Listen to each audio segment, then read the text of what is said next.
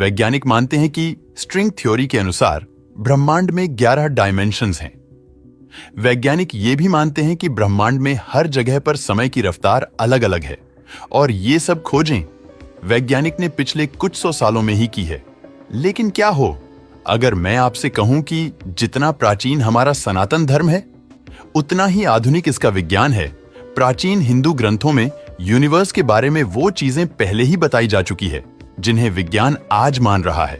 हम प्राचीन ग्रंथों में बताई गई उन बातों को केवल माइथोलॉजी की कहानी मानते हैं, लेकिन सच तो ये है कि हमारे ग्रंथों में बताई गई बातों में इस ब्रह्मांड के जुड़े रहस्य छुपे हुए हैं। जिन रहस्यों से आज विज्ञान पर्दा उठा रहा है उन रहस्यों को हमारे हिंदू धर्म में बहुत पहले ही सुलझा लिया गया है। वैज्ञानिक के 11 डायमेंशंस को एक्सप्लेन करते हैं, लेकिन सनातन धर्म में ब्रह्मांड में 64 डायमेंशंस का जिक्र किया जाता है। डायमेंशन वाला ये कॉन्सेप्ट विज्ञान के लिए भले ही नया है, लेकिन हिंदू धर्म में इसका हजारों साल पहले ही जिक्र किया जा चुका था। इस वीडियो में मैं आपके साथ कुछ ऐसी स्टोरीज शेयर करने जा रहा हूं जिन्हें जानकर आप अपनी संस्कृति पर गर्व करोगे। क्या आप जानते हो कि पहली बार पैरेलल यूनिवर्स की थ्योरी कब दी गई थी? दरअसल पहली बार साल 1954 में ह्यूग एवरेस्ट नाम के एक प्रोफेसर ने दुनिया को बताया कि हमारी दुनिया जैसी ही एक और दुनिया है जो हमारे साथ ही एग्जिस्ट करती है। लेकिन अगर मैं कहूं कि हिंदू लेखकों ने हजारों साल पहले ही पैरेलल यूनिवर्स की थियरी दे दी थी, तो आपका क्या मानना होगा? अगर आप मेरा यकीन नहीं कर रहे तो एक बार इस कहानी को सुनिए। ये कहानी रामायण से है। भगवान श्री राम और रावण के युद्ध को खत्म हुए कई दशक बीत चुके थे। मर्यादा पुरुषोत्तम श्री राम ने कई सालों तक राज किया और चारों ओर राम राज्य की स्थापना की। हम सभी जानते हैं कि भगवान विष्णु ने राम यानी कि एक इंसान के रूप में धरती पर अवतार लिया था। अब बिल्कुल एक आम इंसान की तरह उन्हें अपने जीवन को समाप्त कर बैकुंठ की ओर निकलना था। लेकिन वो यह बात जानते थे कि उनके सबसे बड़े भक्त हनुमान उन्हें धरती से जाने नहीं देंगे। श्री राम जी को बचाने के लिए वो खुद यमराज तक से लड़ सकते थे। हनुमान जी के लिए ये बात जानना बहुत जरूरी था कि वो इस ब्रह्मांड के एक छोटे से अंश के बराबर हैं और असल में दुनिया की चीजें कभी खत्म नहीं होती, बल्कि वो एक साइकिल में घूमती रहती हैं। इस महत्वपूर्ण बात को समझाने के लिए श्री राम जी ने एक बहुत ही चतुर लीला का प्लान बनाया। उन्होंने जमीन के अंदर एक छोटी सी दरार बनाई और उसके अंदर अपनी अंगूठी फेंक दी। इसके बाद उन्होंने हनुमान जी को बुलाया और उन्होंने हनुमान जी से अंगूठी को निकालने के लिए कहा। हनुमान जी ने तुरंत अपने आकार को छोटा किया और उस दरार के अंदर घुस गए और ज्यादा नीचे जाने लगे और अंत में वह धरती के सबसे निचले भाग में पहुंच गए और उन्हें वहां पर नागलोक के देवता वासुकी जी मिले। हनुमान जी ने वासुकी को प्रणाम किया और उनसे कहा कि मेरे प्रभु श्री राम की अंगूठी यहां पर नीचे गिरी है, क्या आपने कहीं देखी है? यह सुनकर वासुकी का सबसे पहला सवाल था, आप कौन से वाले राम भगवान की बात कर रहे हो? हनुमान जी यह सुनकर बहुत ही अचंभित हो गए और इससे पहले कि वह कोई जवाब दे पाते, वासुकी जी ने दूर बड़े से पहाड़ की तरफ इशारा करके कहा कि आपको वहां पर आपके श्री राम जी की अंगूठी मिल जाएगी। यह सुनते ही हनुमान जी खुश होकर उस पहाड़ की ओर जाने लगे। लेकिन जब वो वहां पर पहुंचे तो उन्होंने देखा कि यह पहाड़ पूरी तरह से सोने की अंगूठियों से बना हुआ था।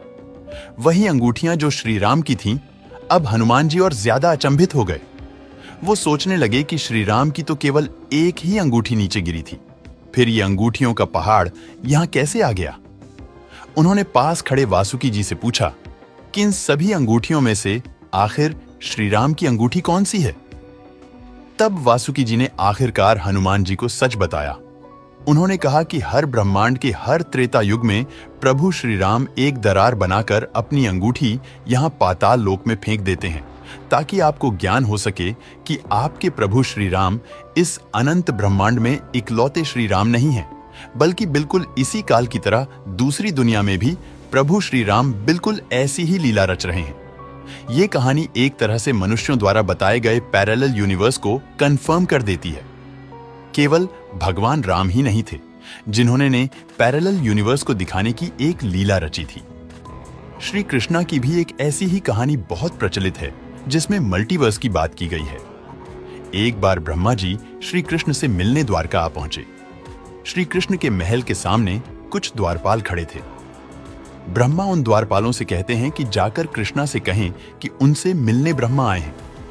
द्वारपाल तुरंत श्री कृष्ण के पास गए और उनसे कहा कि आपसे मिलने ब्रह्मदेव आए हैं।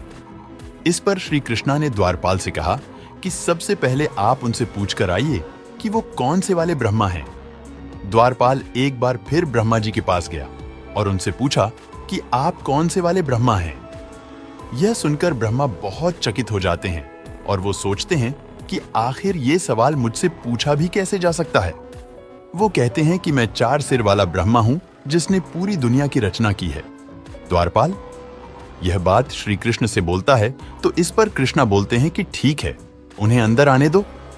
अब जैसे ही भगवान ब्रह्मा अंदर आते हैं तो उनका पहला सवाल श्री कृष्णा से यही होता है कि आखिर आपने द्वारपाल से मुझे ये पूछने को क्यों कहा कि मैं कौन सा ब्रह्मा हूं?